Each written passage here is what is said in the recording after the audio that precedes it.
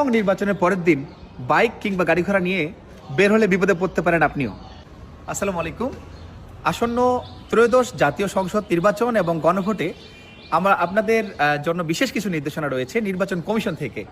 সবার প্রথমে যেটা জানাবো সেটা হচ্ছে যে সমস্ত যানবাহন চলবে না, আজকে 9 তারিখ, আগামীকালকে 10 তারিখ, 10 ফেব্রুয়ারি রাত 12টা থেকে 13 ফেব্রুয়ারি রাত 12টা পর্যন্ত মোটরসাইকেল চালকদের উপরে বিধিনিষেধ করা হয়েছে। দ্যাট মিনস একেবারেই মোটরসাইকেল কোনোভাবেই কোনো অবস্থাতে চালানো যাবে না।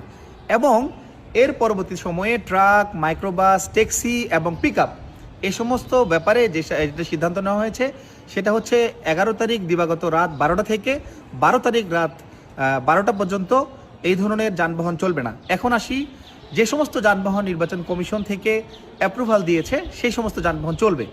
শুরুতেই যদি বলি, নির্বাচন কমিশন থেকে যে সমস্ত গাড়িকে অ্যাপ্রুভাল দেওয়া হবে, যে সমস্ত গাড়িতে স্টিকার থাকবে, স্টিকার সম্বলিত গাড়ি চলবে। দ্বিতীয়ত, জরুরি সার্ভিস যেমন পুলিশ প্লাস হচ্ছে ডিফেন্সের আর্মি, র্যাব, বিজিবি যে সমস্ত বাহিনী, এক কথায় ডিফেন্সের যে সমস্ত বাহিনী ফিল্ডে কাজ করবে নির্বাচনের জন্য, তাদের সবার গাড়ি চলবে। এরপরে গুরুত্বপূর্ণ বিষয় অ্যাম্বুলেন্স, ফায়ার সার্ভিস এবং ওষুধ প্রশাসনের যে সমস্ত গাড়ি জরুরি প্রয়োজনে ব্যবহার করা হবে সেই সমস্ত গাড়ি রাস্তায় চলবে। বিশেষ করে গণমাধ্যম কর্মী, সংবাদ মাধ্যমের যে গাড়ি বা গণমাধ্যম কর্মী তারা চলবে। বিমানবন্দরের যে সমস্ত যাত্রী বিদেশ থেকে আসবে কিংবা বিদেশে যাবে, টিকিট থাকা সাপেক্ষে তাদেরকে যেতে দেওয়া হবে।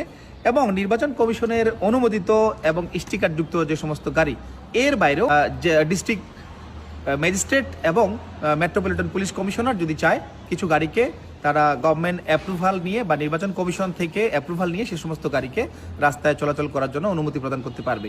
সুতরাং আসুন সাবধান হই, সচেতন থাকি, সতর্ক থাকি, নিরাপদে আমরা ভোট কেন্দ্রে যাই, ভোট দেই। এবং এই জিনিসগুলো মনে রাখতে হবে যাতে করে আইনের বেড়াজালে না পড়ে আপনি এই বিষয়টা জেনে সবাইকে জানাতে পারেন, সবাইকে শেয়ার করে জানিয়ে দিবেন, যাতে করে কেউ এই 3 দিনের মধ্যে গাড়ি ঘোড়া নিয়ে না বের হয় জরুরি প্রয়োজন ছাড়া।